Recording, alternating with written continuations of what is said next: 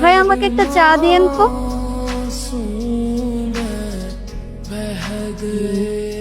জুই, তুমি এখানে কখন আসলে?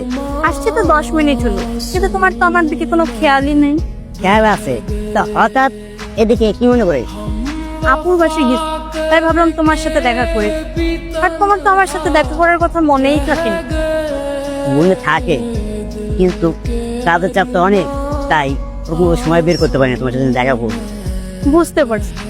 আচ্ছা ঠিক আছে মহারাজ, এখন তাহলে আপনি আপনার কাজে মন দেন। এখন আমি বাসায় যাই, বাসায় গিয়ে আমি আপনাকে ফোন দিব, কেমন? আচ্ছা দাঁড়া, সাবধানে।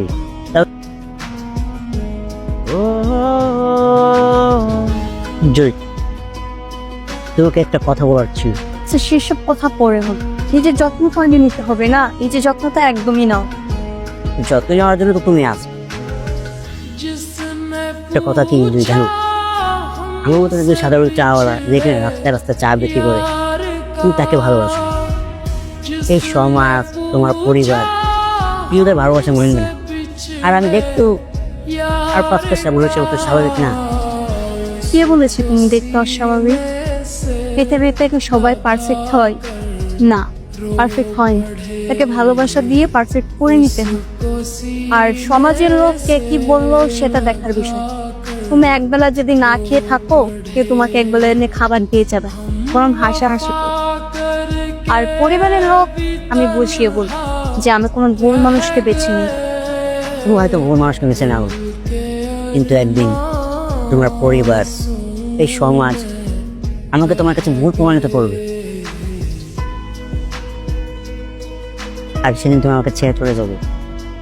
সেদিন যেন আমার মরণ, কারণ তোমাকে আমি ভালোবেসেছি, সারা জীবন সুখে দুঃখে একসাথে থাকবো। তোমাকে ছেড়ে যাবার জন্য হলো। তুমি যদি আমাকে ছেড়ে চলে যাও, তাহলে যদি আমি পাগল হয়ে যাবো। তুমি তোমাকে ছাড়া এক মুহূর্ত থাকতে বড্ড একা হয়ে যাবে। তবে তোমাকে কখনো ছেড়ে যাবো না হৃদয়। বড্ড ভয় হয় জুই, আমরা কি কপালে তোমাকে লিখে রাখছে। আচ্ছা স্যার, অনেক কথা হয়েছে, এবার আমাকে যে আমি আসি, পরে কথা হবে। আচ্ছা, সাবধানে যেও।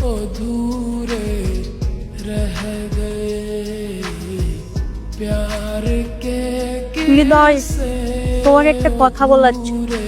জানি না কথাটা কিভাবে নিবা, কিন্তু তারপর বলতে হচ্ছে। তুমি প্লিজ চায়ের দোকানটা ছেড়ে দিয়ে অন্য কিছু রাখো। হঠাৎ এই কথা? তুমি তো কখনো এই ধরনের কথা বলতে না। আসলে তোমার আর আমার কথা বাসায় জেনে গেছে, আর তারা কিছুতে এই রিলেশনটা মানতে রাজি না। দেখো, তুমি যদি ভালো একটা চাকরি করতে বা ভালো একটা কাজ করতে, তাহলে আমি যেভাবেই হোক আমার ফ্যামিলিকে রাজি করিয়ে তোমার কথা বলতাম। তুমি তো সামান্য একটা ফুটপাতে চায়ের দোকান, এখন তারা কিছুতে এই সম্পর্কটা মানতে রাজি হচ্ছে না। জয়, তুমি জানো এই পৃথিবীতে আপন বলতে আমার কেউ নেই। আমি একা। ছোটবেলা থেকে রাস্তায় রাস্তায় ঘুরে ঘুরে বড় হয়েছি। এই রাস্তায় খাবার খেয়ে বড় হয়েছে, মানুষের অবহেলা, রাত্রি মিউজিকে এই পর্যন্ত আসছি। এই শহরের মানুষ বড় অদ্ভুত, কেউ কারো বিপদে এগিয়ে আসে না। সবাই যার যার স্বার্থ নিয়ে বেঁচে থাকে। আমি অনেক মানুষের কাছে কাজের জন্য গেছি, কেউ আমার কাজ দেয়নি। সবাই আমার উচ্চতা নিয়ে আশাআশি করে, বলে তুই কি কাজ করবি। এর জন্য কেউ আমার কোনো কাজ দেয়নি। তাই জীবনে তাগিদে ফুটপাতে চার দোকান দিয়ে বসছে। আর তুমি বলো আমার কি কাজ দেবে? দেখো, তুমি যেভাবে পারো এই চায়ের দোকানটা ছেড়ে দিয়ে অন্য কিছু একটা করো। এই সামান্য টাকা দিয়ে তো আমাদের সংসার চলবে না, আমাদের ভবিষ্যৎ আছে না। তুমি তো বলেছিলে আমি যেমন আছি আমাকে এরকম ভাবে ভালোবাসবে, তাহলে হঠাৎ এরকম পরিবর্তন কেন হচ্ছে? ভুল বলেছিল, কারণ আবেগ দিয়ে জীবন চলে না। তুমি যেভাবে পারো একটা কাজের ব্যবস্থা। আমি গেলাম।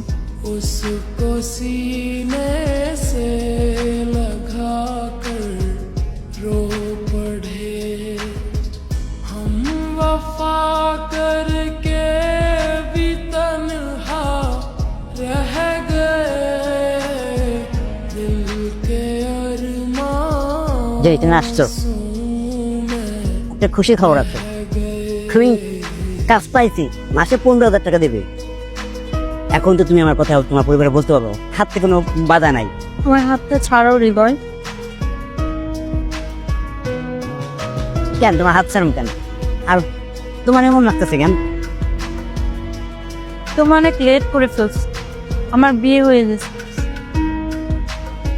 তুমি আমার সাথে মজা করতেছো না, তাই না? আমি কোনো মজা করতেছি না। আজকে 4 দিন হয়েছে আমার বিয়ে হয়ে গেছে। ওই যে দাঁড়িয়ে দেখতেছো, ও হচ্ছে আমার হাজবেন্ড। দেখ, খুব সহজে বলে দেয় তুমি অন্য কারো বউ। আরে তুমি যদি অন্য কাউকে বিয়ে করবে তাহলে আমার কেন ভালোবাসবে? আমি তো তোমার ভালোবাসতে চাই নাই। তুমি আমার ভালোবাসা শিখাইছো, তোমার নিয়ে বাসার স্বপ্ন দেখাইতো, আর এখন তুমি বলতেছো তুমি অন্য কারো। তোরে আমি পাগলের মতন 2টা বছর ভালোবাসতি, তুই আমার বাচ্চার স্বপ্ন দেখাইলি, আর এখন তুই বলতেছিস তুই অন্য কারো। এই তোকে একটা বড় আমার কথা মনে পড়েনি? তুই তো আমার কথা দিছিলি যে আমার সাথে সারা জীবন থাকবি, টুকে টুকে সব কিছু ভাগ করে নিবি। তাহলে তুই কিভাবে পারলি আমার একটা অন্য কাউকে বিয়ে করতে? তোর তো একটা বার আমার মুখতে বাঁচে ওঠে নাই যে আমি একটা মানুষের কথা দিচ্ছি, এই মানুষটা আমি কি বলে ঠকাই। আমি বুঝতে পারছি তুই টাকার কাছে বিক্রি হয়ে গেছো, কারণ আমার কাছে তো টাকা নাই, ওই পুরোর কাছে টাকা আছে, তাই ওরা বিয়ে করছো। যা, ভালো করছো, সুখে থাকি, দোয়া করি তো সুখে থাকি, আমার সামনে থেকে যা। দেখ এই শোন, এই এই যে যতদিন প্রাণ আছে তোকেই ভালোবেসে যাবো। আল্লাহ আমাকে মাফ করে দিও, আর নিজের মতো করে নিজের জীবনটা গুছিয়ে নিই।